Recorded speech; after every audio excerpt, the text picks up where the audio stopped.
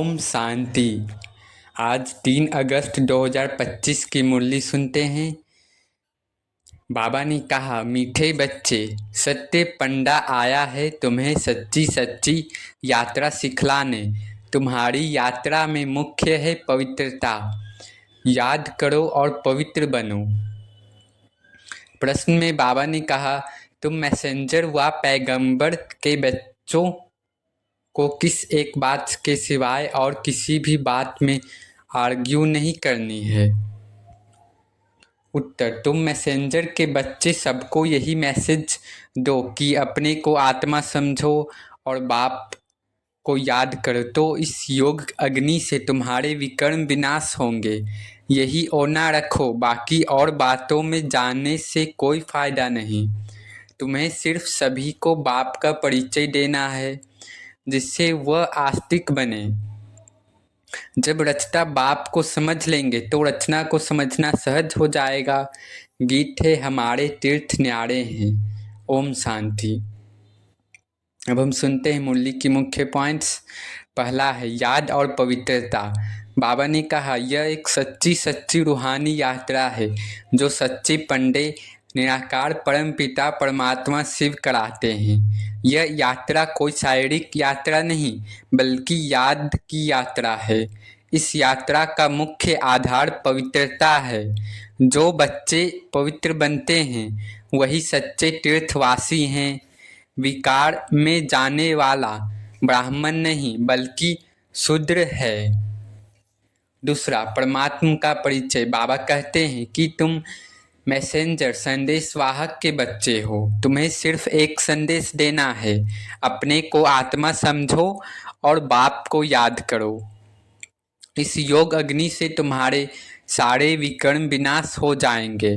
मनुष्यों से व्यर्थ के वाद विवाद में मत पड़ो। जब वे रचयिता बाप को पहचानेंगे तो रचना को समझना उनके लिए सहज हो जाएगा।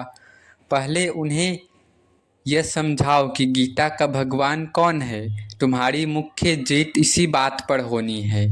तीसरा, माया और पुरुषार्थ। यह एक युद्ध का मैदान है जहां माया के तूफान आते रहते हैं।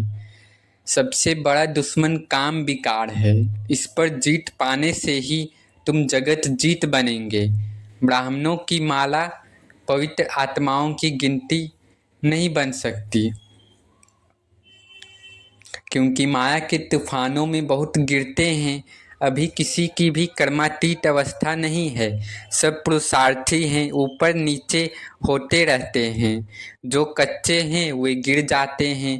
हर एक को अपने से पूछना चाहिए कि मेरी अवस्था कहाँ तक है। बाबा कह रहे हैं कि हर एक को पूछनी चाहिए अपने से कि मेरी अवस्था कहाँ तक है। चौथा, ट्रस्टी होकर रहना। बाप ने सब कुछ ट्रस्टी के रूप में दिया है, अमानत के रूप में दिया है। अपने मन को हल्का रखो। जैसे बैंक का कैशियर पैसों को अपना नहीं मानता, वैसे ही हमें भी हर वस्तु को परमात्मा की अमानत समझना चाहिए। इससे जीवन हल्का हो जाएगा और तनाव खत्म हो जाएगा। पांचवा, याद की विधि। जितना हो सके बाप को याद करो। सुबह उठते ही गुड मॉर्निंग बाबा कहो। दिन भर हर कार्य से पहले उन्हें याद करो। रात को सोते समय दिन भर का बोझ उन्हें अर्पण कर दो। इससे मन हल्का रहेगा और सुबह प्रसन्नता से जागेंगे। और बाबा ने कहा कि ब्राह्मणों को कभी विकार में नहीं जाना चाहिए। छठा, मंथन और सेवा। ज्ञान का मंथन सिर्फ बाबा नहीं बल्कि तुम बच्चे करते हो। तुम्हें ही मंथन करके ज्ञान देना है। जब कोई नया आए तो सबसे पहले उसे समझाओ कि यह पढ़ाई कौन पढ़ाते हैं। बाबा कहते हैं तुम्हें ही मंथन करके ज्ञान देना है। और कोई अगर नया आए तो उसे समझाओ कि हमें स्वयं भगवान पढ़ाते हैं। पहले बाप पर पक्का कराओ तो वे बादशाही मिल ही जाएगी। ज्ञान मंथन कर पवित्रता का पाठ पक्का करो और व्यर्थ के प्रश्नों में समय न गवाओ। कभी भी काम विकार के वश होकर अपवित्र नहीं बनना है। अपनी आँखों पर कंट्रोल करना है और युद्ध के मैदान में विजय प्राप्त करनी है। अच्छा, मीठे मीठे सीखे लदे बच्चों प्रति माता पिता बाप दादा का याद प्यार और गुड मॉर्निंग।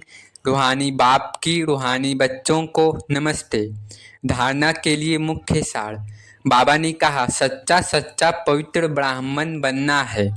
कभी पतित बनने का मनसा में भी ख्याल न आए। बाबा कह रहे हैं, कभी भी पतित बनने का मन में भी ख्याल न आए, जरा भी दृष्टि न जाए, ऐसी अवस्था बनानी है। सच्चा सच्चा पवित्र बनना है।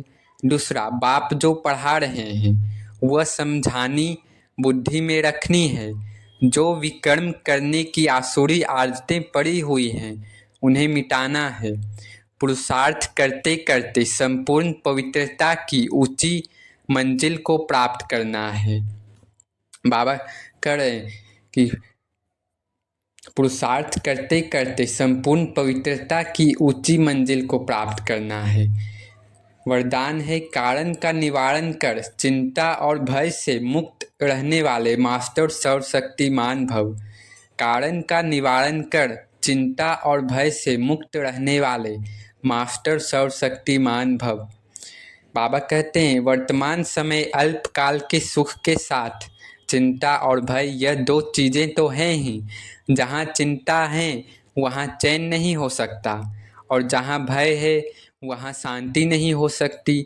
तो सुख के साथ यह दुख अशांति के कारण भी हैं ही, लेकिन आप सर्वशक्तियों के खजाने से संपन्न मास्टर सर्वशक्तिमान बच्चे दुखों के कारण का निवारण करने वाले, हर समस्या का समाधान करने वाले, समाधान स्वरूप हो। इसलिए चिंता और भय से मुक्त हो। कोई भी समस्या आपके सामने खेल करने आती है तो न कि डराने। बाबा कह रहे हैं, कोई भी समस्या आपके सामने खेल करने आती है न कि डराने। समस्या आएगी खेलने और हमको उससे खेलना है। स्लोगन, अपनी वृत्ति को श्रेष्ठ बनाओ तो आपकी प्रवृत्ति स्वतः श्रेष्ठ हो जाएगी। अपनी वृत्ति को श्रेष्ठ बनाओ तो आपकी वृत्ति स्वतः श्रेष्ठ हो जाएगी। अव्यक्त इशारे हैं, अब लगन की अग्नि को प्रज्वलित कर योग को ज्वाला रूप बनाओ। समय प्रमाण, अब सर्व ब्राह्मण आत्माओं को समीप लाते हुए ज्वाला स्वरूप का वायुमंडल बनाने की सेवा करो। उसके लिए चाहे भट्टियाँ करो या आपस में संगठित होकर रूह रिहान करो, लेकिन ज्वाला स्वरूप का अनुभव करो और कराओ। इस सेवा में लग जाओ तो छोटी छोटी बातें सहज परिवर्तन हो जाएंगी। अच्छा, ओम शांति, ओम शांति, ओम शांति।